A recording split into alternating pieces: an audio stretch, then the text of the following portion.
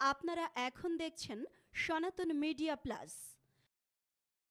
ভালো রেজাল্ট করতে পারবে, ভগবান তাকেই পার করবে। সুতরাং একনিষ্ঠ হয়ে একগ্র চিত্রে কেউ যদি ভাগবত শ্রবণ করতে পারে, কেউ যদি ভাগবত ধারণ করতে পারে, তবেই সে পার্থিব জগতে যেমন একটি ভালো ছাত্র ভালো রেজাল্ট করে, তদ্রূপ পারমার্থিক জগতেও সে ভক্ত ভালো ফলাফল পেয়ে গোবিন্দের চরণ লাভ করে।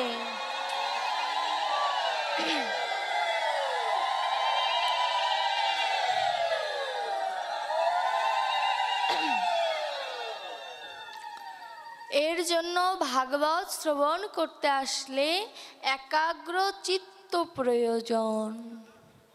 ভাগবত শব্দের অর্থ আমি প্রত্যেকটি জায়গায় ব্যাখ্যা করি, কেন জানেন? কারণ ভাগবত শব্দের অর্থটাই আমাদের সর্বপ্রথম জানা প্রয়োজন। এর জন্য আমি প্রত্যেকটি জায়গায় ভাগবত শব্দের অর্থটা সবার আগে বলি। ভা শব্দের অর্থ ভাতেষু সর্বশাস্ত্রেষু, অর্থাৎ সূর্য সময় এই ভাগবত। গ শব্দের অর্থ গতির্যস্য অলৌকিকর, লৌকিক থেকে অলৌকিকে নিয়ে যায় এই ভাগবত। ব শব্দের অর্থ বরিষ্ঠায় সর্বশাস্ত্রেষু, অর্থাৎ আমার এই শাস্ত্র, আমার এই ভাগবত সকল শাস্ত্র অপেক্ষা শ্রেষ্ঠ। ত শব্দের অর্থ তরুণী ভবাম্বুধি, অর্থাৎ তরুণী অর্থ নৌকা। ইহজগতের সকল শাস্ত্রগ্রন্থ আছে, সকল কিছুর মধ্যে আমার ভাগবত অতীব শ্রেষ্ঠ। কারণ আমার এই ভাগবতের একটি শ্লোক, একটি শ্লোকের একটি পাদ, অর্থাৎ একটি লাইন বা একটি শব্দ যদি কেউ অনন্য চিত্তে যদি কেউ স্মরণ করে, ভগবান তাকে ভাগবত রূপী নৌকায় সাধু সাধু বলে পার করে নিয়ে যায়।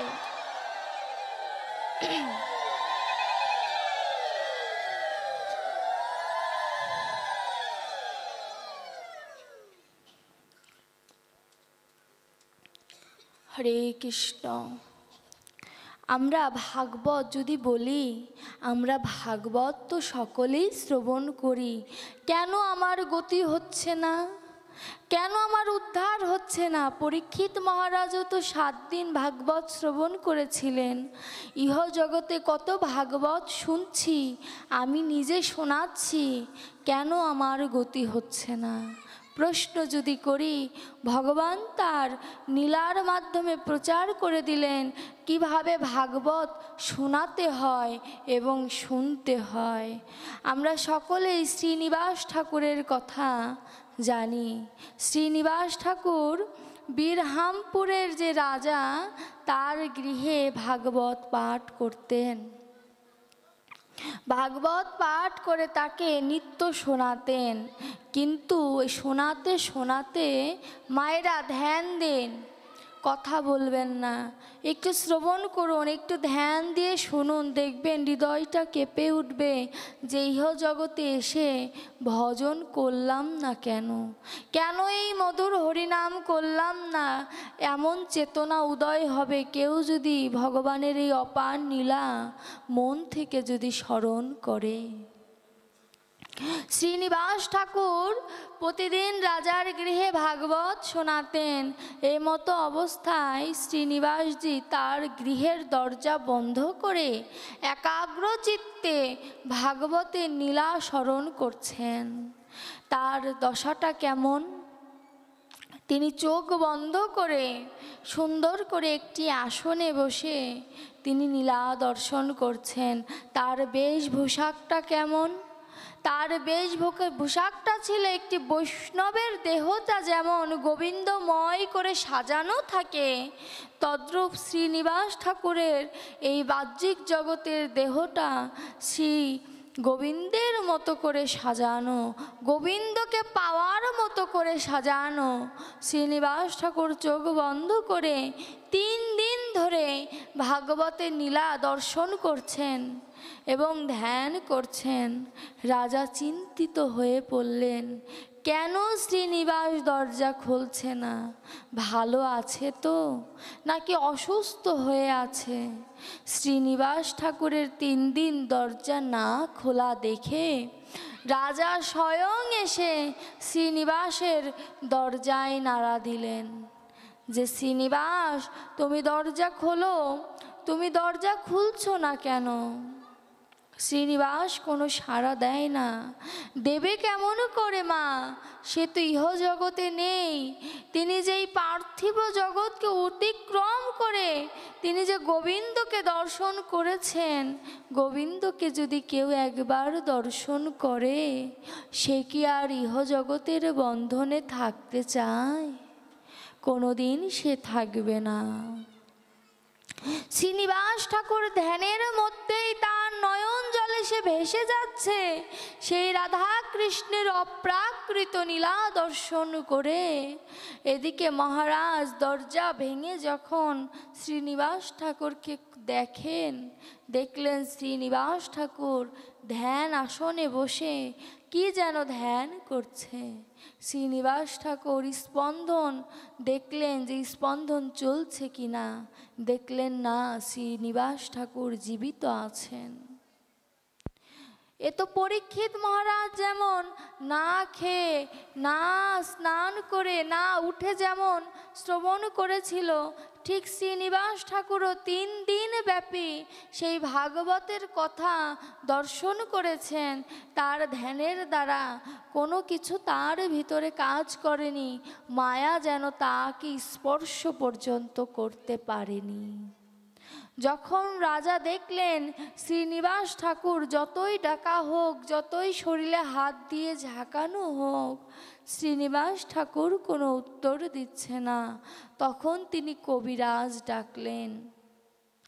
রামচন্দ্র নামের একজন কবিরাজকে তিনি ডাকলেন যে কবিরাজ এসে যদি তার সুস্থতা দান করতে পারে। কবিরাজ তিনি স্বভাবে কবিরাজ হতে পারেন, কিন্তু তার ভিতরেও কৃষ্ণময় চেতনা আছে। তিনি সেই কবিরাজ কি করলেন? সেই কবিরাজ চোখ বন্ধ করে ধ্যানস্থ হলেন যে কোথায় আছে এই 3 দিন ব্যাপী যে তিনি ধ্যান করছেন, এই 3 দিন তার আত্মাটা কোথায় আছে। শরীরটা, আপনার শরীরটা এখানে আছে, আপনার মনটা এখানে নাও থাকতে পারে।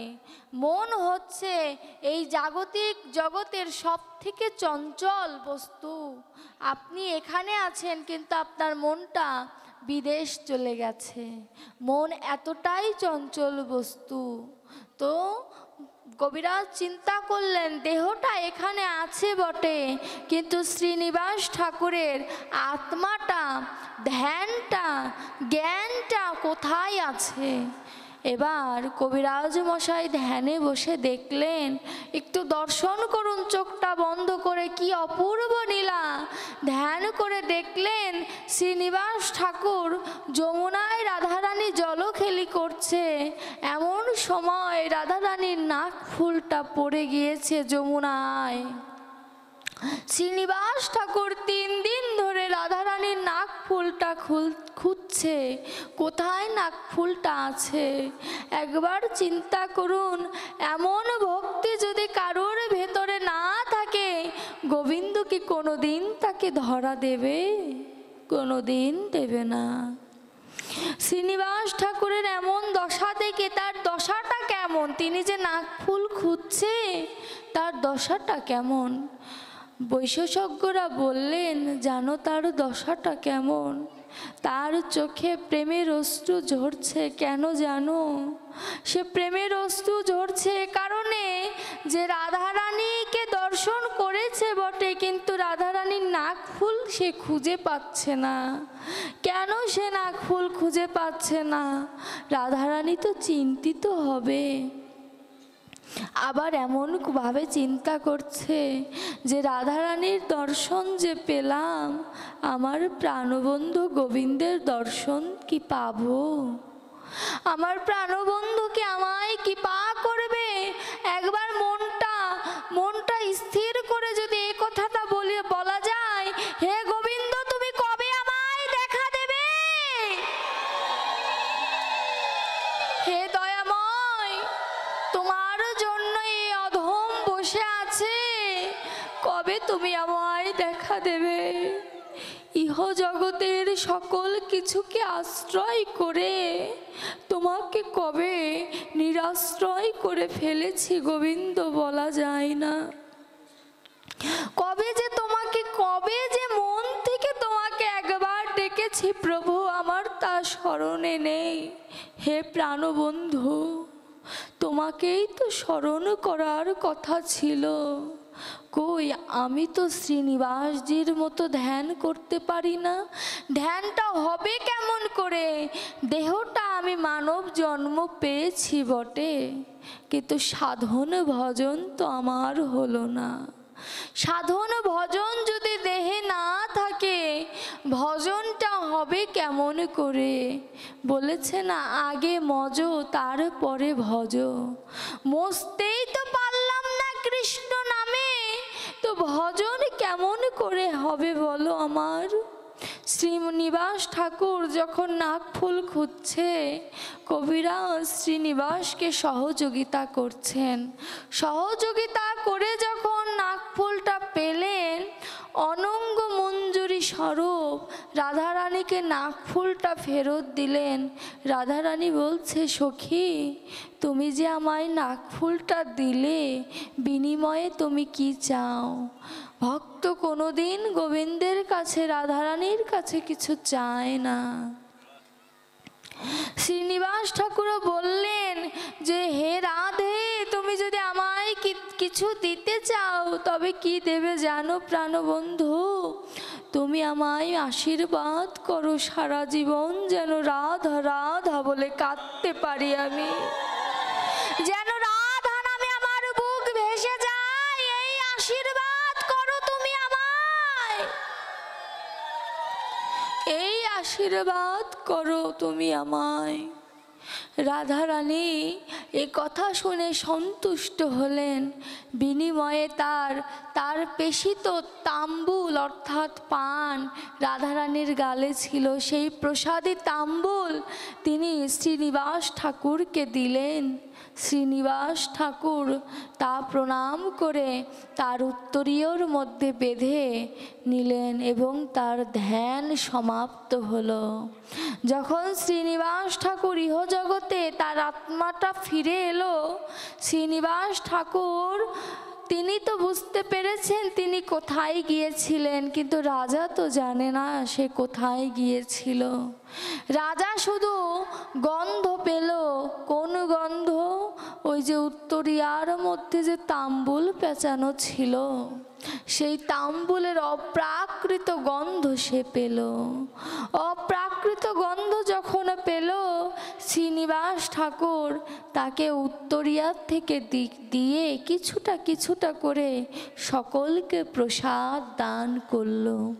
দেখুন, ভাগবত দর্শন শ্রবণ করলে তার মহিমাটা কেমন হয়। কেউ যদি অনন্য চিত্তে চোখ বন্ধ করে ভাগবতে নীলা দর্শন করতে পারে, কেউ যদি স্মরণ করতে পারে, অথবা ভক্ত মাঝে যদি কেউ শ্রবণ করতে পারে, তবে গোবিন্দ এবং রাধারানী তাকে নিজ বর্ণে গ্রহণ করে।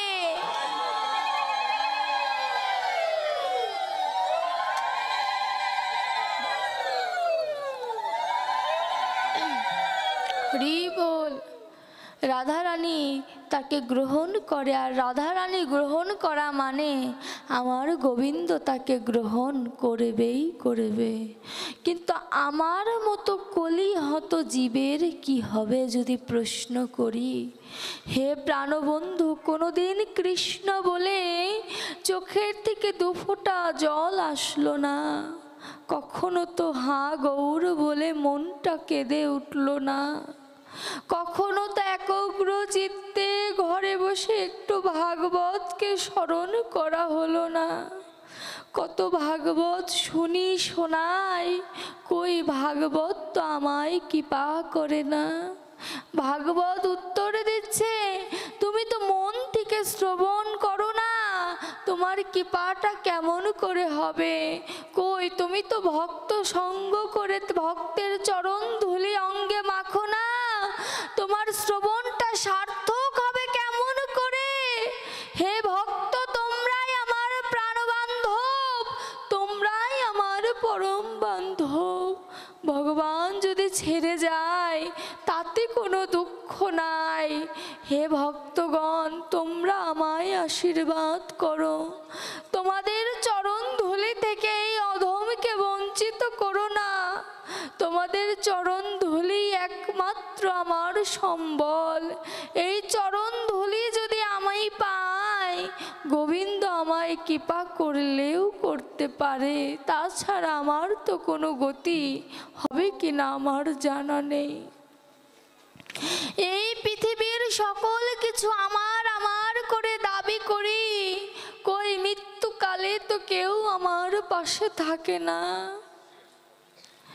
কই যখন গোবিন্দ আমাকে নিয়ে যাবে বলে যমদূতকে যখন পাঠায়, কই কেউ তো বলে না দেহটাকে খানিক সময়ের জন্য রেখে যাও। সকলেই মায়ার কান্না কাঁদে বাবা, সময় ফুরালে তখন আর একটু সময় ঘরে রাখতে কেউ রাজি হয় না। ধরুন একটি মানুষ যদি সকালে দেহ ত্যাগ করে, সূর্যাস্ত যাওয়ার আগে বাড়ির মানুষ চিন্তা করে কিভাবে দেহটার সৎকার্য করা যাবে। কই তখন তো কেউ এই দেহটাকে ঘরের মধ্যে বন্দি করে রাখে না, কিন্তু যখন এই দেহে প্রাণ থাকে তখন সংসারের মানুষ দেহটাকে বন্দি করে রাখে, কৃষ্ণ নামে চলতে দেয় না বাবা। কিন্তু যখন দেহের প্রাণ থাকে না, দেহটা যখন পাথরে পরিণত হয়ে যায় বাবা, তখন কেউ আর ঘরে রাখতে চায় না, বলে তাড়াতাড়ি তাড়াতাড়ি বিদায় করো। এমনকি যে জায়গা আমার দেহটা রাখবে সেই জায়গায় গঙ্গা জল ছিটাবে। তখন এই দেহটা অশুচি হয়ে যায়, অপবিত্র হয়ে যায়। কেউ যদি স্পর্শ করে সে পর্যন্ত স্নান করে ঘরে প্রবেশ করে।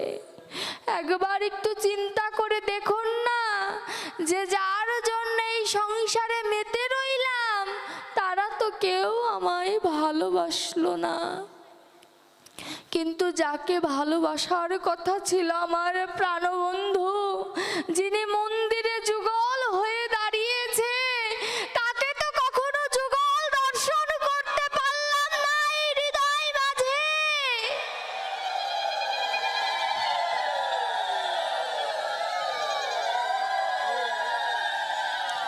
তাকে তো কোনোদিন এই হৃদয় মাঝে যুগল দর্শন করা হলো না বাবা। হে ভক্তগণ, আপনাদের চরণে এই পাষণ্ড হৃদয়ে যদি একটু থাকাতেন, আমার এই হৃদয়ের তিতাব জ্বালার উত্তাপে হয়তো আপনাদের চরণে ব্যথা লাগতো। এতটা তিতাব জ্বালাই ভুগছে এই দেহটা। কখনো হরি বলার সুযোগ হলো না, কখনো কৃষ্ণ বলার সুযোগ হলো না। দেহে থেকে দিন যাচ্ছে রে দিন দিন, ভজন আর হলো না। যেদিন চলে যায় বাবা কোটি টাকার বিনিময়েও সেদিন ফেরত পাওয়া যায় না। এবছর যারা রয়েছে দেখবেন সামনের বছর কত মানুষের মুখ এখান থেকে হারিয়ে যাবে। কেউ মনে রাখবে না, রাখবে একমাত্র গোবিন্দ। কেন জানেন? গোবিন্দের থেকেই তো আমাদের আশা। পিতা মাতা যেমন সন্তানকে ভুলতে পারে না, তদ্রূপ আমার গোবিন্দ পরম পিতা। তিনি কি করে এই অধমকে, এই পতিতকে ভুলে যাবে বলুন? হে দয়াল হরি, তুমি তো পতিত পাবন, আমাকে এমন আশীর্বাদ করো আমি যেন কাঙালের থেকেও কাঙাল হয়ে যাই। কেন জানো? কাঙালের কোনো দুঃখ না প্রভু। তুমি দেওয়ার মালিক, তুমি নিয়ে যাওয়ারও মালিক। তুমি হয়তো জীবনে অনেক কিছু দাও, আবার যদি হৃদয়ে অহংকার আসে অনেক কিছু কেড়ে নাও।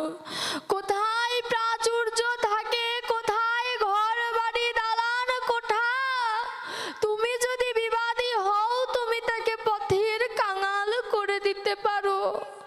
যে সকল কিছু নিয়ে এত অহংকার করি বাবা, কোনো কিছুই কি আমার? কোনো কিছুই আমার নয়। আমি তো নিজেই আমার নই, তো আপনারা কি করে আমার হবেন বলুন? কবে এই মায়াকে ত্যাগ করে কবে আমি সেই পরম আরাধ্যের সাথে যোগ হতে পারবো? গোবিন্দ বললেন, আমাকে ভোগ লাগানোর তোমার সামর্থ্য নেই, দরকার নেই। তুমি মনে মনে আমাকে সেবা দাও, আমি মনেরটাই গ্রহণ করব। গোবিন্দ তো বলেছে আমাকে মনটা দাও, আর কিছু চাই না, আমাকে মনটা দাও প্রভু। হে দয়াময়, গোবিন্দ বললেন, তুমি যদি আমায় ভালোবাসো আমি তোমায় ভালোবাসবো। অহম ভক্ত পরাধীন, আমি ভক্তের অধীন, আমি ভক্তের অধীন। ভক্ত ছাড়া আমার কেউ নেই। ভক্ত যদি আমায় ভালোবাসে, আমি এই ভক্তের ভালোবাসা পাওয়ার জন্য মাটিতে লুটিয়ে পর্যন্ত পারি। এই মাটিতে যে গোবিন্দ লোটাতে পারেন তার প্রমাণ তো স্বয়ং আমার গৌর হরি, যিনি সেই প্রাচুর্য সকল কিছু ত্যাগ করে তিনি ভক্তের মাঝে এসেছেন, ভক্তের স্বভাব ধারণ করে। বল্লভাচ আচার্যের সন্তান কৃষ্ণ দাস, তিনি প্রমাণ দিলেন যে গোবিন্দকে মনে মনে যদি সেবা দেয় গোবিন্দ তা সেবা নেয়। কৃষ্ণ দাস একবার বৃন্দাবনের পাশে আগাররা নামের একটি জায়গা আছে, সেখানে তিনি গিয়েছিলেন। দেখলেন কি অনেক জিলাপির বাজার। তিনি মনে মনে চিন্তা করলেন, আমি যদি গোবিন্দকে জিলাপি সেবা দিতে পারতাম তবে আমার এই দেহের সার্থকতা আসতো, কিন্তু বাহিরের জিলাপি তার গোবিন্দকে সেবাও দেওয়া যাবে না।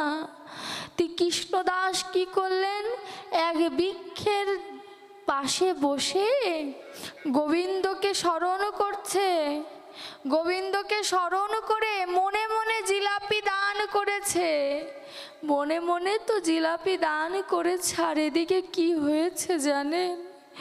গোবিন্দের মন্দিরে সেই মনে মনে দেওয়া জিলাপি গোবিন্দের মন্দিরে তা প্রকাশিত হয়েছে। গোবিন্দ সেদিন আর অন্য কোনো ভোগ সেবা নেয়নি, গোবিন্দ সেই ভক্তের দেওয়া প্রসাদ গ্রহণ করেছিলেন। গোবিন্দ ভক্তের দেওয়া প্রসাদ সেবা করেছেন। এদিকে কৃষ্ণ দাস যখন মন্দিরে গেলেন, ব্রাহ্মণটি বললেন যে আজ কোন ভক্তের যে কত সৌভাগ্য ছিল, সে যা সেবা দিয়েছিল সেটি গোবিন্দ সেবা নিয়েছে, অন্য কিছু সেবা নেয়নি। অন্য কোনো ভক্ত হলে সে বলতো যে আমি জিলাপি দিয়েছি সেটাই গোবিন্দ সেবা নিয়েছে, কিন্তু কৃষ্ণ দাস কিন্তু প্রকাশ করলেন না যে তিনি যে জিলাপি দিয়েছিলেন সেটি গোবিন্দ সেবা নিয়েছে। কারণ গোপন প্রীতি গোপনে রাখিও, তবে তো থাকিবে সুখে। প্রীতি প্রীতি বলে সবাই, প্রীতি কাহাকে বলে? চণ্ডীদাসের পদ, চণ্ডীদাস বললেন গোপনের ভালোবাসা, কৃষ্ণকে যে তুমি ভালোবাসো এটা প্রকাশ করার প্রয়োজন নেই, তুমি ভিতরে ভিতরে ধারণ করে রাখো, একমাত্র গোবিন্দ জানলেই যথেষ্ট। কৃষ্ণদাস এমন করে প্রতিদিন কিছু না কিছু মনে মনে গোবিন্দকে সেবা দিতেন। একদিন কৃষ্ণদাস হয়তো ভুলে গেছে সেবা দিতে। কৃষ্ণ সেদিন, ভগবান স্বয়ং কৃষ্ণ সেদিন কৃষ্ণদাসের স্বপ্নে এসে বলেছে, কৃষ্ণদাস আজ তো আমায় সেবা দিলি না। দেখুন গোবিন্দের কি প্রসাদের অভাব আছে। গোবিন্দ কেন কৃষ্ণ দাসের স্বপ্নে এলে এসে বললেন, গোবিন্দ আজ যে আমায় সেবা দিলি না, আজ যে আমি অনাহারে আছি। এমন গোবিন্দ এমন ভক্ত পেয়েছে যে সেই ভক্তের সেবা না পেয়ে তিনি কি করেছেন, আজ কোনো সেবাই গ্রহণ করেনি। একবার চিন্তা করুন গোবিন্দ তার ভক্তকে কতটা না ভালোবাসে। কিন্তু আমার মতো অধম, আমার মতো পাপাচারী একবার কৃষ্ণ বলে কাঁদলাম না বাহু তুলে, হে প্রভু দয়া করো বলে কোনোদিন চোখের জল আসলো না। আমার কৃষ্ণ দাসের মতো যদি এই প্রাণটা হতো, গুরু গোবিন্দের চরণে যদি নিয়োজিত করতে পারতাম। কৃষ্ণ দাসও যেমন দুর্লভ মানব জন্ম পেয়েছে বাবা, আমিও তো পেয়েছি। কই আমার তো ভজন হয় না মা। আমি তো মনে মনে, সাক্ষাতে দূরের কথা, মনে মনে তো কোনোদিন গোবিন্দকে সেবা দিতে পারি না। কেন কেন পারি না? দেহে পাপ আছে বলেই তো পারি না। দুর্লভ মানব জন্ম বটে, পূর্ব জন্মের কোনো সুকৃতি ছিল বলে এই দুর্লভ মানব জন্ম পেয়েছি। কিন্তু গোবিন্দকে ভজন করতে পারিনি বলে এই দেহে এত পাপ জমা হয়েছে, যার কারণে কৃষ্ণ নাম শুনে, কৃষ্ণ নামের মধুমাখা ধ্বনি শুনে আমার কৃপা হচ্ছে না। গোবিন্দ আমায় কৃপা করতে চাচ্ছে, কিন্তু আমি কৃপা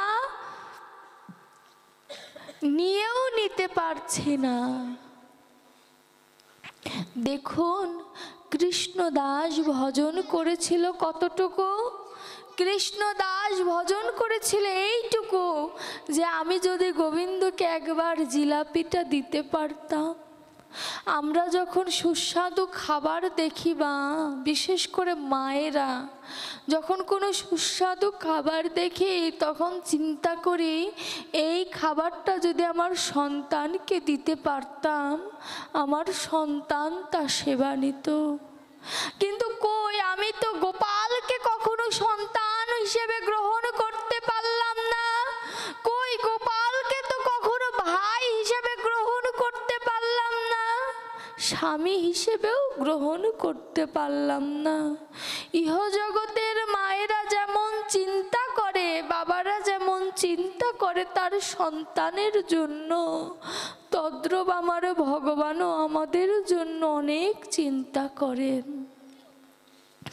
যদি বলি তার প্রমাণ কি, ভগবান যে চিন্তা করে তার প্রমাণ কি?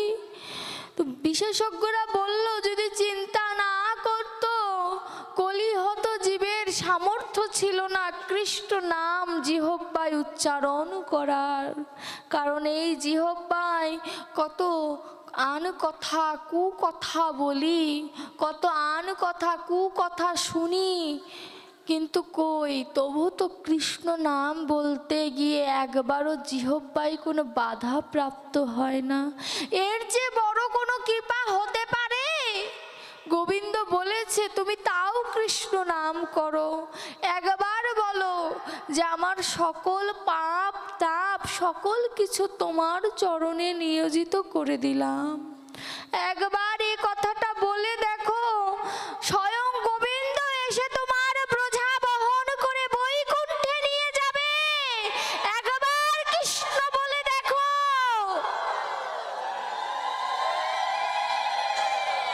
মশা কামড়াচ্ছে।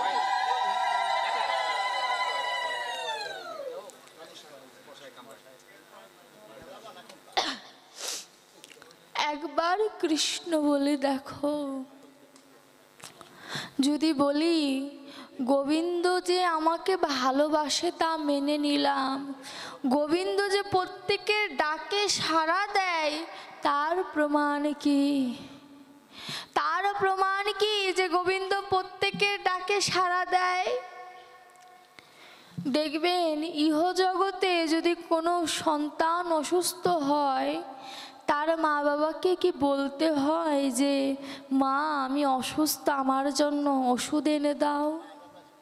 কোনো সন্তানকে কি বলতে হয় যে আমার অসুস্থ আমি?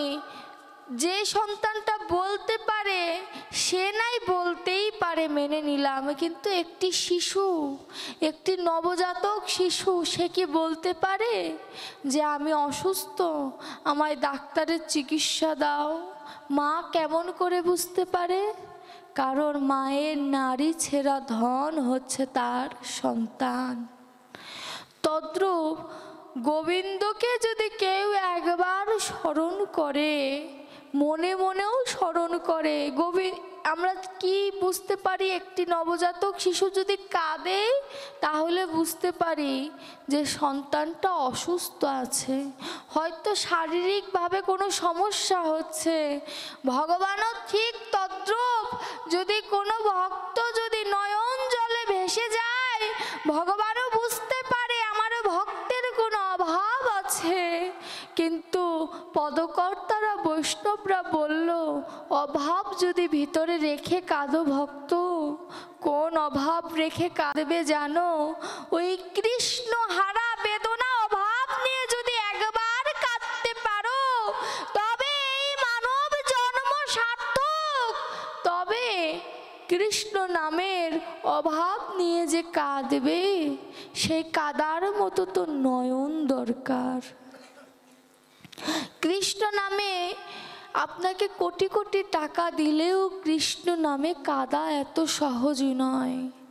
এই কৃষ্ণ নাম এমন একটি নাম, অন্যের চোখের দিকে তাকালেও কৃষ্ণ নামের প্রেম সৃষ্টি হতে পারে যদি সে শুদ্ধ ভক্ত হয়, কিন্তু তাছাড়া কৃষ্ণ নামে কাঁদা এত সহজ নয়।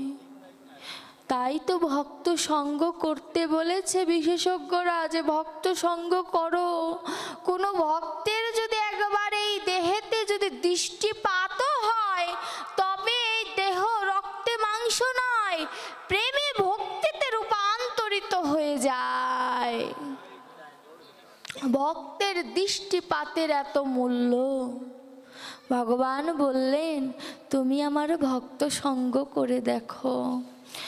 আমার অভাব আছে বলে আমি কাঁদবো, আচ্ছা কাঁদলে নাই ভগবান বুঝতে পারবে আমার অভাব আছে, তিনি কি আমায় দেখা দেবেন? যদি প্রশ্ন করি, ভগবান বলল যদি কোনো ভক্ত অপিচেত সুদুরাচার ভজতে মামন্য ভাগ সাধুরেব সমন্তব্য সম্ভক্ত হিস, অর্থাৎ কোনো দুরাচারও যদি একবার আমাকে স্মরণ করে, দুরাচার নয় সুদুরাচার যদি একবার আমাকে স্মরণ করে, আমি তাকে সাধু সাধু বলে গ্রহণ করি। হরি বল।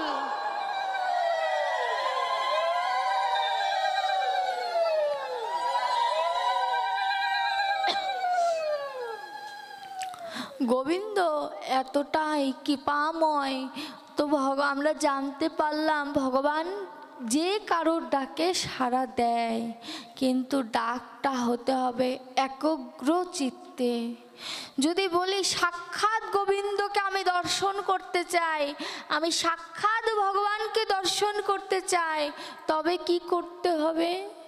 এর একমাত্র উত্তর মা বাবাকে আগে দর্শন করো, আর মা বাবাকে দর্শন করার পরে তুমি তোমার গুরুদেবকে দর্শন করো। যদি গুরুদেব এবং মা বাবাকে দর্শন করে যদি ভগবান দর্শনের তৃপ্তি পাও, তবে তুমি বুঝতে পারবে তুমি ভজনে এক ধাপ এগিয়ে গিয়েছো। যদি প্রশ্ন করি গুরুদেবকে যে আমি ভজন করব, কেমন করে ভজন করলে গুরুদেব আমায় আশীর্বাদ করবে, যে আশীর্বাদ নিয়ে আমি বৈকুণ্ঠে চলে যেতে পারবো। তাহলে ভক্তিমালের একটি গল্প বা একটি উপাখ্যান স্মরণ করতে হয়। বংশী নামের এক ভক্ত, তিনি গুরুদেবকে ভালোবেসে জমদুয়ার থেকে ফেরত এসেছিলেন। নবদ্বীপে একবার অনেক বন্যা হয়। বন্যা হওয়ার কারণে সকল কিছু তলিয়ে যায়।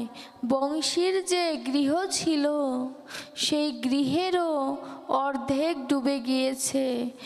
খাটের উপরে গুরুদেব থাকতেন, তিনি যতটা সম্ভব খাটটা উঁচুতে রেখেছে যাতে জলটা গুরুদেবকে স্পর্শ করতে না পারে।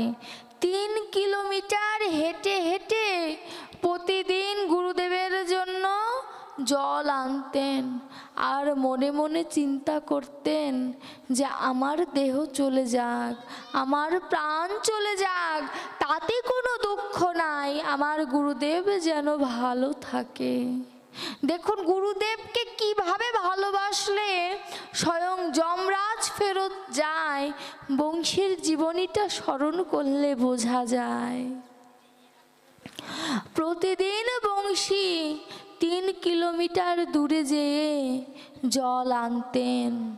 এমন করে প্রায় মাসখানিক পার হয়ে গেল। এবার ম্যালেরিয়া রোগের উৎপত্তি হলো। ম্যালেরিয়া রোগে আক্রান্ত হতে থাকলেন সকলে। বংশীও ম্যালেরিয়া রোগে আক্রান্ত হলেন, কিন্তু সেই রোগের দিকে বংশীর কোনো ধ্যান নেই। তিনি গুরুদেবকে জানালেন না পর্যন্ত যে তার রোগ হয়েছে। কেন? তাহলে গুরুদেব তাকে জল আনতে দেবে না, গুরুদেব তাকে রান্না করে সেবা দিতে দেবে না। গুরুর ভজনের থেকে শ্রেষ্ঠ কোনো ভজন আর হয় না। এই ম্যালেরিয়া রোগ আক্রান্ত হওয়ার পরেও বংশী 3 কিলোমিটার দূরে যেয়ে জল আনতেন। জল এনে খাটের কোনায় কিছু খড়খোটো দিয়ে সিদ্ধ ভাত গুরুদেবকে সেবা দিতেন। এমন করতে করতে বংশী এতটাই অসুস্থ হয়ে পড়লেন, একদিন গুরুদেবের চরণ সেবা করছেন আর বংশীর নয়ন জলে ভেসে যাচ্ছে। যেন তিনি বুঝতে পারলেন যে তার আয়ু বেশি দিন নাই। বংশী তার নয়ন জলে গুরুদেবের চরণ ধুইয়ে দিচ্ছে আর মনে বলছে আর ভাগ্যে হয় কি না হয়। এ যেন বংশীর কথা নয়, এ যেন আমার আপনাদেরও কথা। আর ভাগ্যে হয় কি না হয় এই মধুর সঙ্গ ভক্ত করে নাও, কালকের সকাল তো নাও আসতে পারে। বংশী নয়ন জলে গুরুদেবের চরণ ধুইয়ে দিচ্ছে। গুরুদেব টের পেলেন যে বিন্দু বিন্দু জল তার চরণে পড়ছে। গুরুদেব উঠে বসা মাত্র বংশী যেন মৃত্যুর কোলে ঢলে পড়লেন, মাথাটা গুরুদেবের কোলে। গুরুদেব লক্ষ্য করলেন যে বংশীর চোখের মধ্যে যেন একদম স্পষ্ট যে মৃত্যু তার কাছে চলে এসেছে। একবার অনুভব করুন তো যে কতটা ভক্তি একটা শিষ্যর মধ্যে থাকলে সে তার গুরুদেবের নিমিত্তে তার দেহ যৌবন প্রাণ পর্যন্ত সমর্পণ করে দিতে পারে। এমন গুরুদেবও দুর্লভ, এমন শিষ্যও দুর্লভ। বংশী যখন নয়ন জলে ভেসে ভেসে কেঁদে কেঁদে যখন কোলে ঢলে পড়লেন, তখন গুরুদেব বুঝতে পেরেছে যে বংশীর ম্যালেরিয়া রোগ হয়েছে। তখন বংশীকে বললেন, তুই আমায় বলিসনি কেন রে তোর অসুখ হয়েছে? বংশী ধীরে ধীরে আস্তে আস্তে বলল, গুরুদেব তোমার ভজন করাই যে আমার শ্রেষ্ঠ কাজ। আস্তে আস্তে এই একটি কথা বলে চোখটা ধীরে ধীরে বন্ধ করছে। আর গুরুদেব বলছে, আমিও দেখি জমের কত বড় দুঃসাহস, আমার কাছ থেকে বংশীকে নিয়ে যায়। মালার থলিটা বের করে বংশীর মাথায় রেখে মালা জপ করতে থাকলেন। 10-15 মিনিট চলে যায়, যমরাজ আর বংশীকে নিতে পারে না। নেবে কেমন করে? গুরুদেব বলেছে, আমিও দেখি কিভাবে নিয়ে যায়। গুরু বাক্য এমনই বাক্য যে স্বয়ং যমরাজ কি গোবিন্দ পর্যন্ত সেখানে স্তব্ধ হয়ে যায়। গুরুদেবের বাক্য এতটাই কঠিন, এতটাই ধীর, এতটাই পক্ক। যখন এমন অবস্থা হলো, মৃত্যুর দেবতা ফিরে যেতে বাধ্য হলেন, আর বংশী নতুন করে তার সুস্থ প্রাণ ফেরত পেলেন। দেখুন, গুরুদেব যদি সদ্গুরু হয় তবে শিষ্যের ভাগ্যটা এতটাই ভালো হয় যে সেই শিষ্য মৃত্যুকে পর্যন্ত জয় করতে পারে। এই ঘটনা থেকে আমরা কি শিখতে পেলাম? আমরা শিখতে পেলাম যে ভজন যদি করতে হয়, গুরুদেবের চরণ যদি সেবা করতে হয়, বংশীর মতো একবার সেবা করে দেখো, যমরাজ কেন গোবিন্দ পর্যন্ত হার মেনে যাবে। ভজন তাই এতটা দুর্লভ। ভজন সহজ ভক্তের জন্য, ভজন কঠিন আমার মতো অধমের জন্য। আমার মতো অধমের জন্য কঠিন কেন? আমার মতো অধম তো গোবিন্দকে দূরের কথা, গুরুদেবকেই কখনো সম্মান করিনি, গুরুদেবকেই কখনো প্রণাম নিবেদন করিনি। পদকর্তারা, বৈষ্ণবরা, বিশেষজ্ঞরা বললেন, তুমি শয়ন থেকে উঠে সর্বপ্রথম মাতা পিতা, গুরুদেব এবং পূর্বপুরুষের উদ্দেশ্যে আগে প্রণাম করে তারপরে বিছানা থেকে নামার সময় ভূমি দেবীকে প্রণাম করে তারপরে তোমার চরণটা মাটিতে ফেলো, এবং তারপরে তুমি দরজা খুলে, সদর দরজা খুলে সূর্যদেবকে দর্শন করে সূর্যদেবকে প্রণাম করো। তারপরে তোমার নিত্যদিনের কর্ম তুমি শুরু করো। কিন্তু কখনো কি এমন ভজন করা হয়? আমার হয় না। আমি তো বাইরে থাকি, তবু এই পাঠে থাকা সত্ত্বেও এটাও তো একটা ভজন, হয় কি না আমি জানি না, কিন্তু শাস্ত্র তো বলছে এটাও একটা ভজন, হয় কি না আমি জানি না। কিন্তু এই ভজনে থাকার পরেও আমি কতটা নরাধম যে ভজনের মাঙ্গলিক ক্রিয়াগুলো সম্পূর্ণ সমর্পণ করতে পারি না গোবিন্দের চরণে। দামোদর মাস চলে যাচ্ছে, কিন্তু গোবিন্দকে বন্ধন করতে পারলাম না। যশোদা মা গোবিন্দকে বন্ধন করতে পেরেছিল। যার মধ্যে যশ আছে, গোবিন্দ রূপী যার মধ্যে যশ আছে, সেই তো যশোদা। ইহ জগতের আমরা প্রত্যেকেই যশোদা, কিন্তু যশোদার মতো যিনি বাঁধতে পেরেছেন গোবিন্দকে, তিনি প্রকৃত অর্থে যশোদা। ভজনটা এমনই সূক্ষ্ম বিষয়বস্তু যে একবার যদি এখান থেকে কিঞ্চিত পরিমাণ কামনা বাসনার উদয় হয়, ভজন আর সেখান থেকে বৃদ্ধি পায় না, নিম্নগামী চলে আসে। এর জন্য ভজন করতে হবে দেহ, মন, প্রাণ সকল কিছু গোবিন্দের আনুগত্যে রেখে। অর্থাৎ আমার কিছু নয়, সকলই গোবিন্দ তোমার। তুমি আমায় যা করাও আমি তাই করি, আমি উপলক্ষ মাত্র, তুমি আমাকে দিয়ে সকল কিছু করিয়ে নিও। এমন অনুরাগের কথা যদি কোনো ভক্তের থেকে আসে, ভগবান কি তার কাছ থেকে কখনো দূরে থাকতে পারে? কোনোদিন সে ভক্তের কাছ থেকে দূরে থাকতে পারে না। কিন্তু বর্তমানে আমাদের ভজন হবে কেমন করে? ভজন করার যোগ্য বয়সটাই তো হেলায় হেলায় পার করে দিচ্ছি। আমি প্রত্যেকটি জায়গায় একটি কথা বলি মায়েদের উদ্দেশ্যে, মা তোমরা নিজেদের সন্তানকে এই বৃন্দাবনে আনো। কেন আনবে জানো? এই নববৃন্দাবনে যদি তোমার সন্তানকে একবার আনতে পারো, এই নববৃন্দাবনের এমনই গুণ, এই বাতাস যদি কারোর গায়ে লাগে, সে যে কৃষ্ণ প্রেম কোনোদিন ভুলতে পারে না। এই কৃষ্ণ প্রেম যদি হৃদয়ে ধারণ করতে চাও, তবে নিজেদের সন্তানদেরকেও এখানে আনো।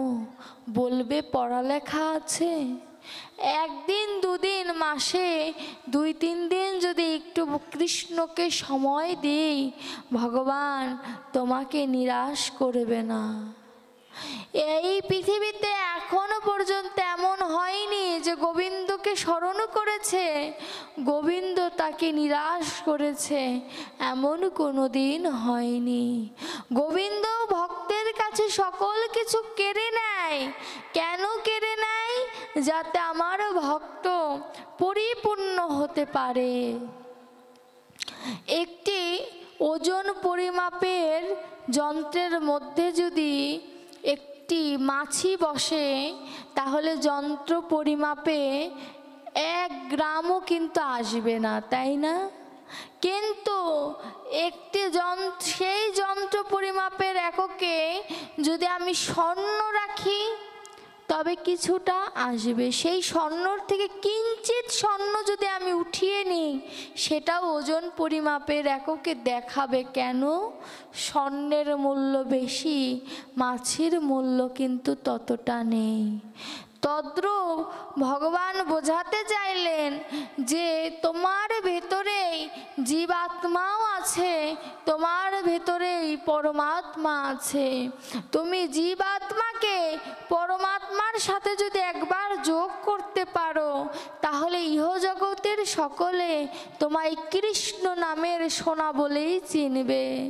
কিন্তু তুমি যদি ভজন করতে না জানো, তোমাকে ইহজগতের সকলে মূল্যায়ন করলেও বৈষ্ণবদের কাছে তুমি ওই মাছি স্বরূপই থাকবে। এর জন্য ভজন করতে হবে এমন ভাবে যেন স্বয়ং গোবিন্দের বৈকুণ্ঠে যেন কেঁপে ওঠে ভজনের দ্বারা। এমন করে ভজন করতে হবে। আজ তুমি পেছনে বসে কথা বলছো, কিন্তু একবার চিন্তা করে দেখো তো, যেদিন এই দেহটা নিথর হয়ে যাবে, সেদিন বাকশক্তি থাকবে তো? সেদিন পাশের জন কথা বলছে, সেটা শুনছো যে, সেদিন শ্রবণ শক্তি থাকবে তো? থাকবে না। কোনো কিছুই সেদিন থাকবে না। সকল কিছু ত্যাগ করে সেদিন আমাদের চলে যেতে হবে আপন ঠিকানায়।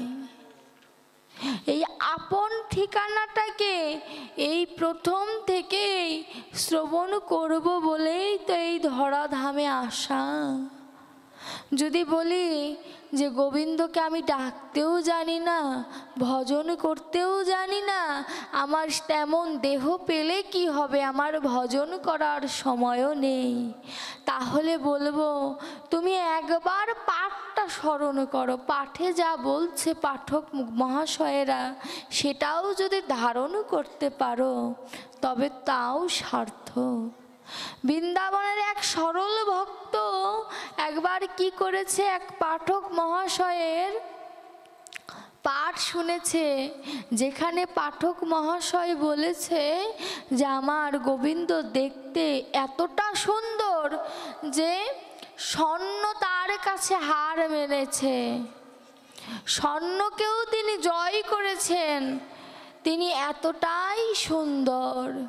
তিনি আবার গৌর সেজেছেন, হেমশয়ে অতি গোরা, সুমধুর হাসথোরা, জগজন নয়ান আনন্দ। এ যেন জগজন নয়ান আনন্দ, জগতের সকল কিছু, জগতের সকল কিছু যেন তিনি জয় করেছেন। হেমশয়ে, হেম মানে সোনা, হেমশয়ে অতি গোরা, হেমের থেকেও মানে সোনার থেকেও তার রূপ এতটাই জল জলে, এতটাই রূপময় যে স্বর্ণ তার কাছে হার মেনেছে। হার মেনে কি করেছে জানো? হার মেনে তিনি আগুনে সোনা ঝাঁপ দিয়েছে। সোনা যদি আগুনে ঝাঁপ দেয়, সেই সোনা কি আরও পরিপক্ক হয়। কিন্তু আমার গৌর সোনা যদি কৃষ্ণ নামের প্রেমে যদি একবার ঝাঁপ দেয়, এই বিশ্ব ব্রহ্মাণ্ড কৃষ্ণ নামের জয়ধ্বনি দেয়।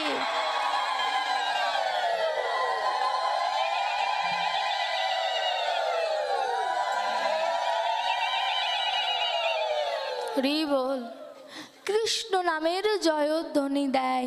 এ যেন জগজন নয়ন আনন্দ, অর্থাৎ পৃথিবীর সকলের নয়নে আনন্দ।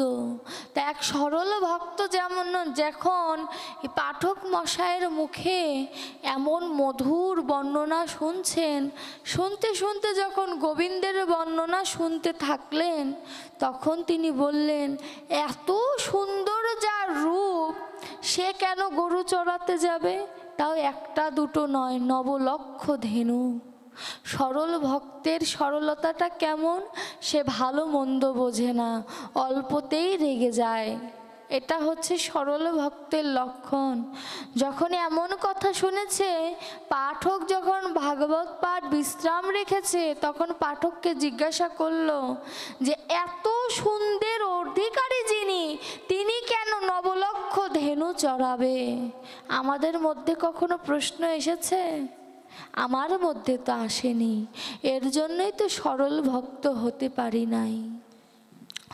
যখনই এমন কথা এসেছে, তখন পাঠক বলল, আমার জানা নেই, বই পুস্তকে পেয়েছি গোবিন্দ গরু চড়িয়েছে, তাই আমি গরু চড়াই। এই কথা শুনে সরল ভক্ত বৃন্দাবনে চললেন। বৃন্দাবনে চলেছেন কেন? যে আমার গোপালকে 9 লক্ষ ধেনু চড়ানোর দায়িত্ব দিয়েছে, তার মাথা ফাটিয়ে দেব। কেন দায়িত্ব দেবে? এত গুরুবর দায়িত্ব। এই ছোট্ট বালককে, এত রূপের অধিকারী যে, তাকে কেন এত কঠিন দায়িত্ব দেবে? বৃন্দাবনে যে যখন নন্দ মহারাজের সেই গৃহের আশেপাশে মন্দির হয়েছে, সেখানে গিয়েছে, তখন এক বাবাজিকে জিজ্ঞাসা করলেন, এটা কি গোপালের বাড়ি? একজন ভক্তকে যদি জিজ্ঞাসা করে যে এটা কি গোপালের বাড়ি, ভক্ত বলবে, হ্যাঁ এটা গোপালের বাড়ি, গোপাল আমায় কৃপা করে থাকতে দিয়েছে। এটাই একটি ভক্তের সুযোগ্য উত্তর। বলা যাবে না এটা আমার বাড়ি, গোবিন্দের বাড়ি, গোবিন্দ কৃপা করে আমাদের থাকতে দিয়েছেন। যখন এ কথা বলেছে, তখন বলল, গোপালকে এত কঠিন দায়িত্ব দিল কে? বাবা নন্দ রাজা। সে কোথায়? সে যখন এ কথা বলেছে, সে কোথায়? তখন বাবাজি বুঝতে পারলো যে সরল ভক্ত এ হয়তো কোনো কারণে বৃন্দাবনে চলে এসেছে। তখন বাবাজি বলল যে তোমার কি হয়েছে আমায় খুলে বলো, আমি চেষ্টা করি সমাধান দিতে পারি কিনা। তখন বলল, আমার প্রশ্ন একটাই, কেন গোপালকে এত 9 লক্ষ ধেনু চড়াতে দিয়েছে? বাবাজি বললেন, তাহলে এই ধেনু চড়াবে কে? বলল, আমি চড়াবো, তুমি আমার গোপালকে পাঠিও না, তুমি গোপালকে পাঠিও না, তুমি আমাকে কিছু সেবার সামগ্রী আমাকে প্রতিদিন পাঠিয়ে দিও। তো এমন করতে করতে প্রতিদিন বৈষ্ণব আচার্যরা ওই কি করতেন, যেখানে গরু চড়াতো সেখানে সেই সরল ভক্তকে দুপুরে কিছু অন্ন প্রসাদ দিয়ে আসতো। কিন্তু একদিন কি করলেন বাবাজি বৈষ্ণব, তার মনে নাই সেই সরল ভক্তকে সেবা দেবে। সরল ভক্ত এখন খিদায় তৃষ্ণার্তে জর্জরিত হয়ে কৃষ্ণ কৃষ্ণ বলে কাঁদছে, চিন্তা করছে যার জন্য এত কষ্ট করছি বৈষ্ণবের হয়তো মনে নেই, সে কি এইটুকু দয়া আমাকে দেখাতে পারে না? যার জন্য আমি কষ্ট করছি, এতদিন বৃন্দাবনে আছি, কই সে একবার আমার জন্য তো প্রসাদ নিয়ে আসলো না। দেখুন কতটা অনুরাগ থাকলে একজন ভক্ত বলতে পারে যে আমি যার জন্য পরিশ্রম করছি সে তো আমাকে একটি দিন প্রসাদ দিয়ে গেল না। এই বলে কৃষ্ণ কৃষ্ণ বলে কাঁদছে। আমার গোবিন্দ বাবা এই নয়ন জল দেখতে পারে না ভক্তের, ভক্তকে সে ক্ষণিকের জন্য পরীক্ষা করে বটে, কিন্তু ভক্তের নয়ন জল গোবিন্দকে এতটা ব্যথিত করে। আমরা ভাবি যখন আমরা কাঁদি হয়তো গোবিন্দ হাসে, কিন্তু না, আমরা যখন কাঁদি আমাদের কান্নার কতটুকু গোবিন্দ তখন ভক্তকে পাওয়ার জন্য আই ভক্ত বলে কত যে কাঁদে তার বিবরণ দেওয়া যায় না।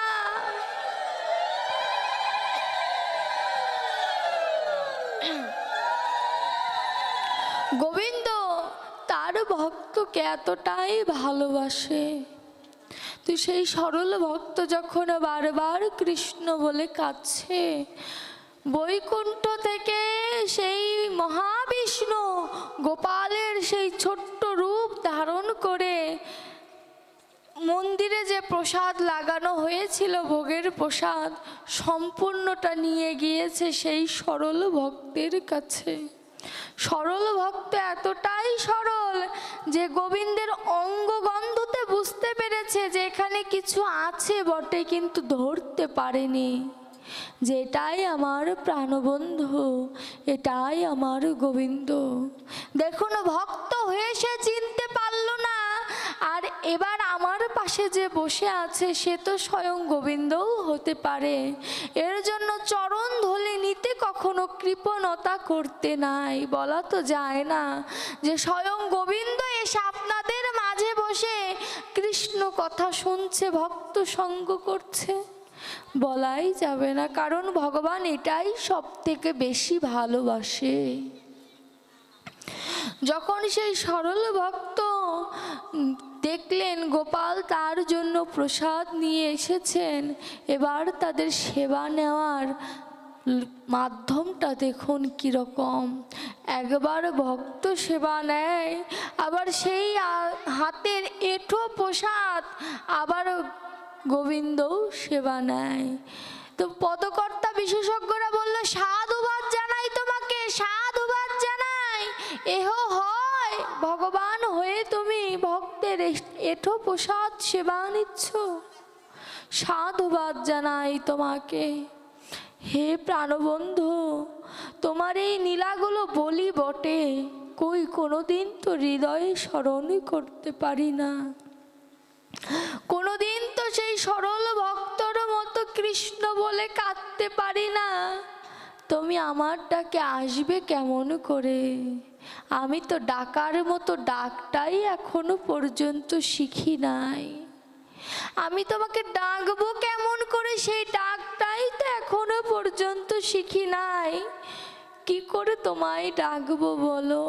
সেই সরল ভক্ত সেবা নিলেন। সেবা নেওয়ার পরে গোপাল যখন চলে গেল তখন কি করলেন, ওই সরল ভক্ত প্রসাদের থালাটা নিয়ে তিনি গিয়েছেন মন্দিরের উদ্দেশ্যে। যখন মন্দিরের উদ্দেশ্যে গিয়েছে বৈষ্ণবের তখন মনে পড়েছে যে আজ এই ভক্তকে সেবা দেওয়া হয়নি, কিন্তু সে তো আর জানে না স্বয়ং গোবিন্দ এসে সেবা দিয়ে গিয়েছে। সরল ভক্তের হাতে যখন ভোগের থালা দেখলেন তখন ওই বৈষ্ণব আচমকিত হয়ে গেলেন, চমকিয়ে গেলেন যে এই ভোগের থালাই তো আমি গোবিন্দকে সেবা দিয়েছিলাম। দরজা কিঞ্চিত খুলে দেখে ভোগের থালা মন্দিরে নেই। বৈষ্ণব সেই সরল ভক্তের চরণে লুটিয়ে পড়লেন, বলল, আয় ভক্ত আমার বুকে আয়। সারা জীবন কৃষ্ণ কৃষ্ণ বলে কোনোদিন কৃষ্ণের দর্শন পেলাম না, তুই ভজন ব্যতীত এই কৃষ্ণকে পেয়ে গেলি। একটি দিন ভাগবত শ্রবণ করে, একটি দিন ভাগবত শ্রবণ করে তুই স্বয়ং কৃষ্ণকে পেয়ে গেলি। প্রতি নিত্য নিত্য কৃষ্ণ নাম স্মরণ করে কই আমার তো ভজন হয় না। সাক্ষাৎ দূরের কথা, মনে মনে তো কখনো কৃষ্ণ কৃষ্ণ বলে কেঁদে উঠতে পারি না প্রাণবন্ধু। ওই সরল ভক্তের মতো তো ভাগবত আমিও শোনাই বা শুনি, কই আমি তো তোমার দর্শন পাই না। ভগবান বলল, সরল যদি মন না হয়, শিশুর মতো যদি মনটা না হয়, তবে দর্শন করবি কি করে রে আমাকে? সরল ভক্তের কৃষ্ণ দর্শন হয়েছে, বৈষ্ণব বুঝতে পারলেন। বৈষ্ণব বুঝতে পেরে ভক্তকে জিজ্ঞাসা করলেন যে তুই যে কৃষ্ণকে পেলি, তোর ভাবটা কেমন ছিল? ভক্ত বলল, আমি কৃষ্ণ দর্শন করেছি কোথায়, আমি তো একটি ছোট্ট বালক দর্শন করেছি। দেখুন, এমন ভক্ত হলেই তো বলা যায় যে আমি ছোট্ট একটা বালক দর্শন করেছি, যেন ঠিক বৃন্দাবনের মতো যশোদা মা যেমন বালক দর্শন করতেন, আর দেবকী চতুর্ভুজী নারায়ণকে দর্শন করতেন। আসলে যার নয়ন যেমন, সে তো গোবিন্দকে তেমন ভাবেই দেখবেন, এটাই তো স্বাভাবিক। যখন বৈষ্ণব সরল ভক্তের কথা শুনলেন, সরল ভক্তের কথা শুনে বৈষ্ণব বুঝতে পারলেন যে এরই যোগ্য দেহ সার্থক। বৈষ্ণব বললেন, আমার বৈষ্ণবত্ব বৃথা। কেউ যদি একবার কৃষ্ণকে মন থেকে স্মরণ করতে পারে, বুঝে নিতে হবে সে গোবিন্দের দর্শন পাবেই পাবে। বৈষ্ণব সেই ভক্তকে সেই মন্দিরের দায়িত্ব দিয়ে দিলেন এবং সারা জীবন সেই বৈষ্ণব সেই মন্দিরের দায়িত্ব পালন করলেন। একবার চিন্তা করুন, ভজনযোগ্য দেহ পেয়ে কোনো কাজই আমার হলো না। কত উদাহরণ আছে, ভাগবত শ্রবণ করে, কীর্তন শ্রবণ করে, গৌরের অপ্রাকৃত লীলা সাধন করে, শ্রবণ করে কত ব্যক্তি উদ্ধার হয়ে গেল। আমারও মতো পতিতের উদ্ধার হলো না। হবে কেমন করে? ডাকার মতো, ওই যে বললাম, ডাকটাই তো শিখিনি। ভজন বিষয়বস্তুটা এমন যে কেউ যদি হৃদয়ে ধারণ করতে পারে, তবে তার ভেতরে ভাবটা বোঝা যাবে।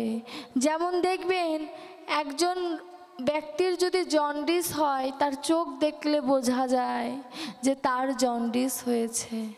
তদ্রূপ একজন কৃষ্ণ ভক্তের নয়ন দেখলে বোঝা যায়। কেন জানেন? কারণ একজন কৃষ্ণ ভক্তের চোখ কখনো শুকানো থাকে না, তা সর্বদা জলে পরিপূর্ণ থাকে। কারণ সে কৃষ্ণ নাম শ্রবণ করলে তার নয়ন দিয়ে বাড়ি বর্ষণ হতে থাকে।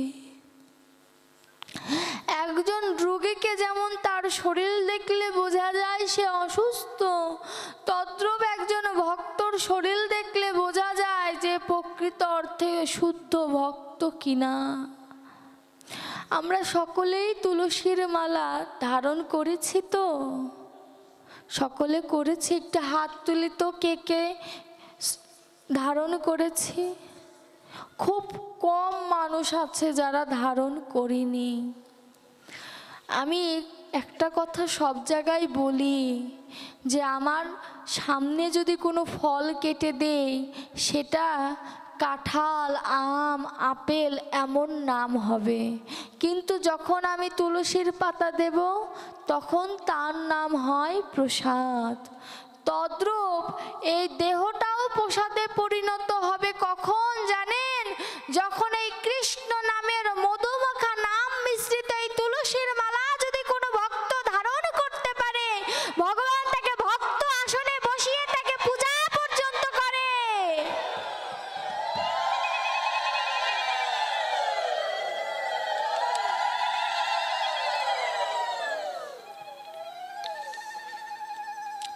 তুলসীর মালা পড়তে হবে। দেখবেন ইহজগতে যদি কোনো ব্যক্তি যদি জজ হয়, তাহলে তার একটা নির্দিষ্ট সময় আছে কোর্টে পৌঁছানোর, তাই না? বিচারপতির কেন কোর্টে পৌঁছাতে হবে? আসামির বিচার করার জন্য, এটা তার দায়িত্ব। তদ্রূপ ভগবানও একদিন বিচারপতি হয়ে সকলের সামনে দাঁড়াবে। একজন বিচারক কি, তিনি কি দুই পক্ষই তার কাছে সমান? ভগবানের কাছেও সেদিন সকলে সমান থাকবে। কিন্তু যে ভক্তের কণ্ঠে তুলসীর মালা আছে, সেই ভক্তকে আগেই সেই গোবিন্দরূপী বিচারপতি বুঝে যাবেন যে ভক্ত হলেও হতে পারে। দেখুন এই তুলসীর মালার মহিমাটা কতখানি। আমরা তুলসীর মালা পড়ি না কেন? লজ্জা বোধ কাজ করে। ইহজগতে যেমন স্বর্ণের মালা পরলে চোরের দৃষ্টিপাত হয়, তদ্রূপ এই তুলসীর মালা পরলেও চোরের দৃষ্টিপাত হয়। কোন চোরের? ওই মাখন চুরি চোরের দৃষ্টিপাত হয়। তিনিও চুরি করে, কিন্তু সে কি চুরি করে? সেই মানুষের মনটা চুরি করে নিয়ে যায়। একদম সীতাকে যেমন রাবণ হরণ করে নিয়ে গিয়েছিল, তদ্রূপ গোবিন্দ আমার মনটাকে হরণ করে নিয়ে যায়। যদি কেউ তুলসীর মালা পরে কৃষ্ণের চরণে নিজেকে সমর্পণ করে দিতে পারে। আমরা রামায়ণ সবাই কম বেশি জানি। রামায়ণ যেমন বইয়েও আছে, রামায়ণ আমার হৃদয়েও আছে।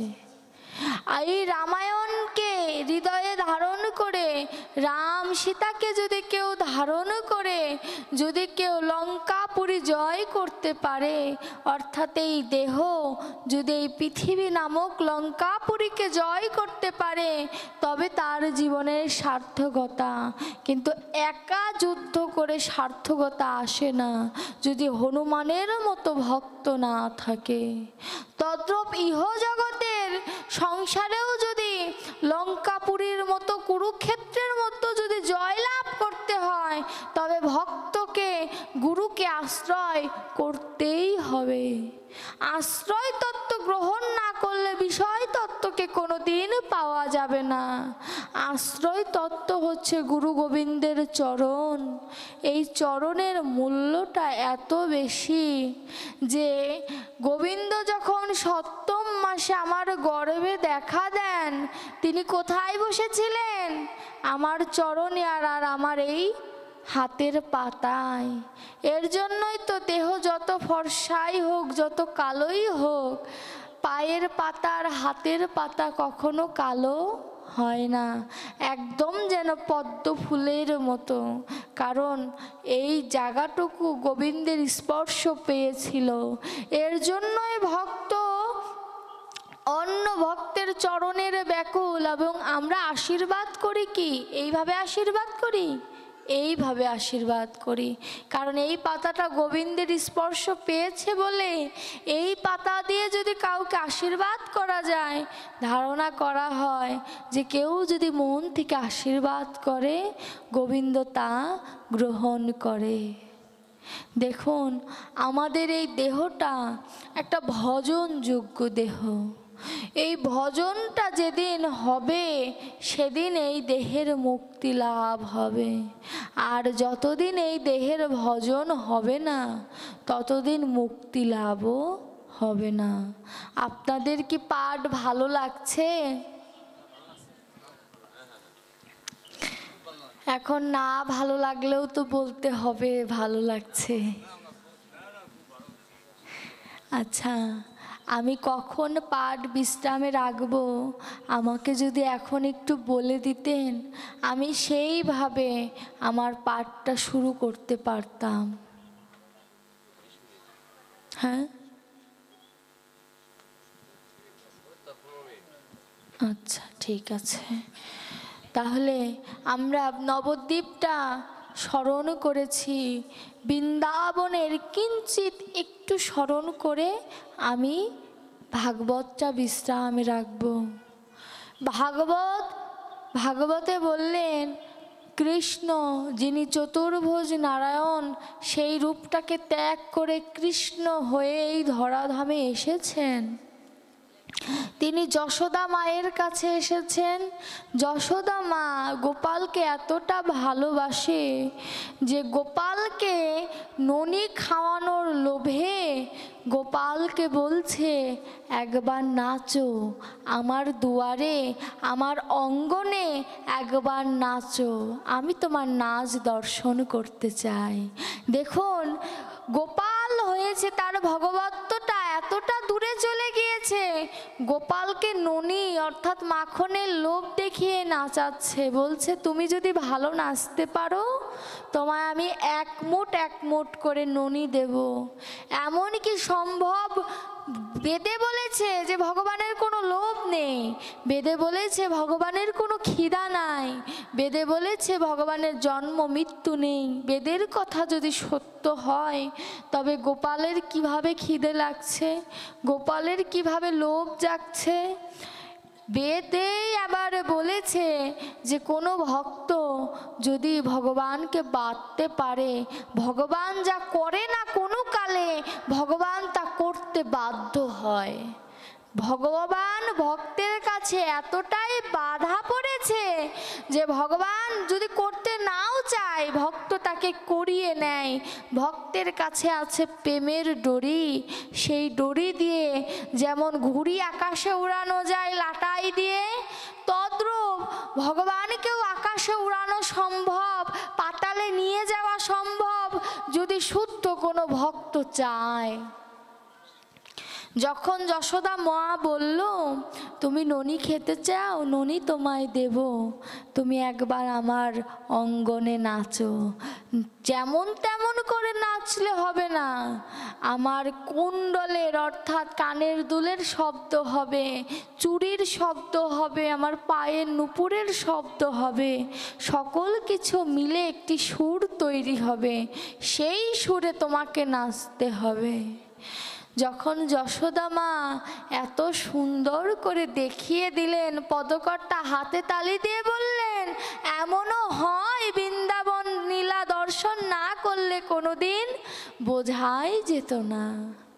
যশোদা মা যখন বললেন একবার নাচ তো নীলমণি, একবার নাচ নীলমণি, একবার নাচ, নীলমণির সেই নাচ দেখে যেন গোবিন্দের সেই অপূর্ব নৃত্য দেখে যেন সকল স্বর্গের দেবদেবীরা অবাক হয়ে গেলেন যে যার ইশারায় জগৎ নাচে সে কিনা মায়ের ইশারায় নাচছে নবনীল লোভে। যখন এখন গোপাল তো নৃত্য জানে না, গোপাল কি করেছে সম্পূর্ণ দোয়ার এক পাক দিয়ে চলে এসেছে আর মায়ের কাছে এসে বলছে আমায় ননি দাও। যখনই মা বলছে এটা নাচ হলো, গোপাল যেন তার দাঁত দিয়ে দন্ত দিয়ে তার ঠোঁট কামড়াচ্ছে, রাগে যেন তার মুখ ফুলে গেছে। এও হয় নবনী দেয়নি বলে সে রাগে রাগান্বিত হয়ে যাচ্ছে, এও হয়। আগে কহো আর, বললেন আগে কহো আর, অর্থাৎ এর আগে কি আছে তা বলো। যখন যশোদা মার এমন দশা দেখে পদকর্তা বললেন গোপাল তুমি একবার নেচে দেখাও, তুমিও নৃত্য জানো। কিন্তু কৃষ্ণ বলছে আমি যদি নৃত্য করি তবে নৃত্য আমি ভালোই পারবো, কিন্তু আমার মায়ের বাৎসল্য প্রেম আস্বাদন করা হবে না।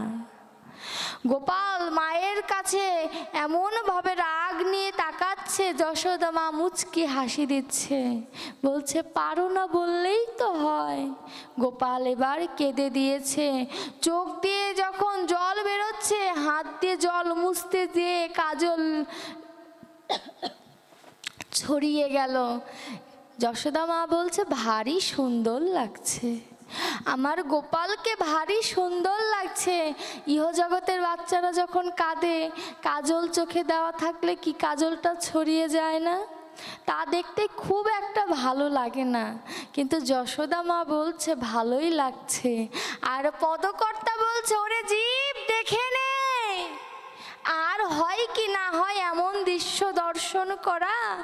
একবার দেখে নে, গোপালও বন্ধনে বাঁধতে পারে এমনও যোগ্য দেহ ধারণ করে অনেকেই পৃথিবীতে আসে, আর মা হলো তার শ্রেষ্ঠ মাধ্যম বা প্রথম অবস্থান।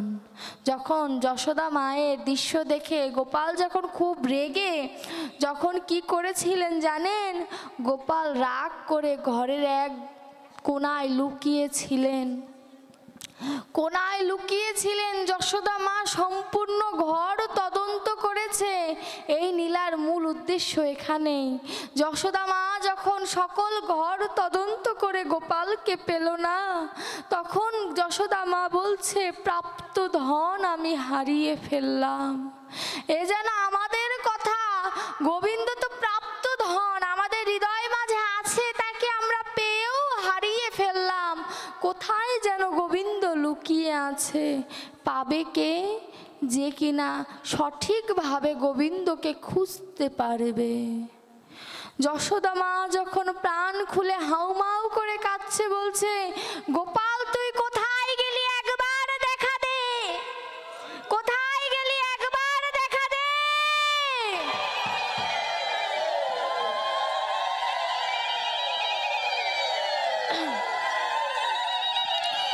একবার দেখা দে। যখন যশোদা মা এমন করে আকুল প্রাণে ডেকেছে, তখন গোপাল কি আর দূরে থাকতে পারে? ঘর থেকে যখন বের হয়ে এসেছে, যশোদা মা তাকে জড়িয়ে ধরে বলল, বাছা এমন কেউ করে? আমি তো তোর সাথে দুষ্টমি করছিলাম। কিন্তু গোপাল মনে মনে বলছে, মা এটা তোমাকে নয়, আমি জীবকে শিক্ষা দিলাম। যখন জীব মায়ার দ্বারা আবদ্ধ হয়ে মায়ার হাসিতে হাসে, তখন আমি ঠিক এমন করে লুকিয়ে পড়ি। আর ভক্ত তখন বুঝতে পারে যে সে প্রাপ্ত ধন হারিয়ে ফেলেছে।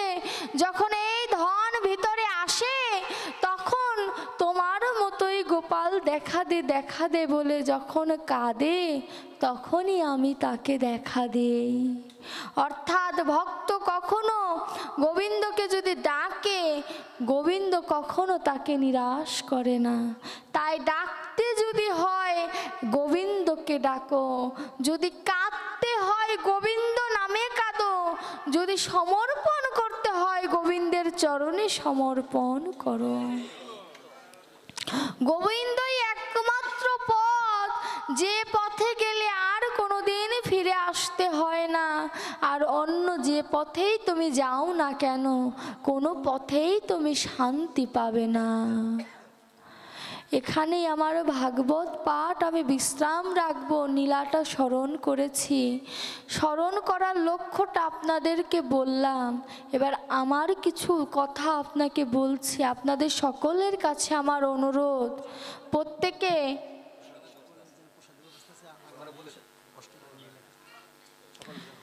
আপনারা প্রত্যেকের কাছে আমার অনুরোধ, আপনারা প্রত্যেকে গীতা পাঠ করবেন বাড়িতে। গোবিন্দকে 5-10 মিনিট একটু সময় দেবেন। গোবিন্দকে যদি আপনি 10 মিনিট সময় দেন, গোবিন্দ আপনাকে এই সময়গুলো ফেরত দেবে যেদিন আপনার পাশে কেউ থাকবে না। আর প্রত্যেকে তার সন্তানদের উদ্বুদ্ধ করুন, তা আপনাদের প্রত্যেকের সন্তানদের নিয়ে ভাগবত পাঠে, লীলা কীর্তনে, নাম কীর্তনে আনুন। একটা সময় কীর্তন শুনতে শুনতে পরিপক্ক হয়ে যাবে। এই আসরটা বাদাম খাওয়ার আসর নয়, এই আসরটা ভজন করার আসন। এই কথাটা মাথায় রাখবেন। আজকে বাদাম খেয়ে বাদামের খোসা রেখে যাচ্ছেন, দেখবেন বৃদ্ধ বয়সে আপনার আত্মাটা ওই বাদামের খোসার মতো চলে যাবে। তখন বুঝবেন এই দেহটা কতটা মূল্যবান ছিল। এর জন্য সকলের কাছে নিবেদন, আপনারা কৃষ্ণ ভজন করবেন। আগামীকালকে অষ্টকালীন লীলা কীর্তন, আপনারা কীর্তন শ্রবণ করতে সকলে আসবেন। এবং আজকে প্রসাদের ব্যবস্থা করা আছে। আপনাদের মনে যদি কোনো বাসনা থাকে সেই বাসনা গোবিন্দের চরণে সমর্পণ করবেন এবং প্রসাদ সেবা নেবেন। আর এই ভাগবতের কথা যদি বাড়িতে নিয়ে যেতে পারেন তবে ভাগবতের সার্থকতা। ভাগবত শ্রবণ করলে কিছু মাধুকরী দান করতে হয়, যার যেমন মনোবাসনা আপনারা দান করতে পারেন। আমার মাতাজি দুইজন দেখছি তারা নিচ্ছেন দক্ষিণা, আপনাদের যার যেমন মনোবাসনা দান করবেন। এটা ভেবে দান করবেন না যে পাঠককে দিচ্ছি, এটা ভেবে দান করবেন যে আমি যে কৃষ্ণ কথা শুনলাম এটার একটা দক্ষিণা দিতে হয়। আর আমি আপনাদের সকলের কাছে গোবিন্দের বিগ্রহ যেহেতু আছে, আপনাদের সকলের কাছে একটি কথা বলতে চাই, এই পাঠের টাকা বিশেষ করে আপনারা যেটা দেন সেটা আমি নিজের কাজে ব্যয় করি না। আমার বাড়িতে গোবিন্দের পূজা হয়, আমার বাড়িতে কালী পূজা হয়, আমার বাড়িতে অষ্টপ্রহরও হয়েছে, এর আগে কিছুদিনের জন্য স্থগিত আছে। আপনারা আশীর্বাদ করবেন আমার বাড়িতেও যেন, আমার বাড়ি বলবো না, গোবিন্দের বাড়িতে যেন গোবিন্দের বৃন্দাবন সাজাতে পারি। আপনারা সকলে আমার জন্য, আমার মা বাবার জন্য আশীর্বাদ করবেন যেন একদিন না একদিন যেন আমার বাড়িতেও নববৃন্দাবন সাজাতে পারি। আপনারা সকলে আমাদের জন্য আশীর্বাদ করবেন। হরি বল। জয় জয় ভাগবত প্রীতি প্রেমানন্দে গরুর হরি বল।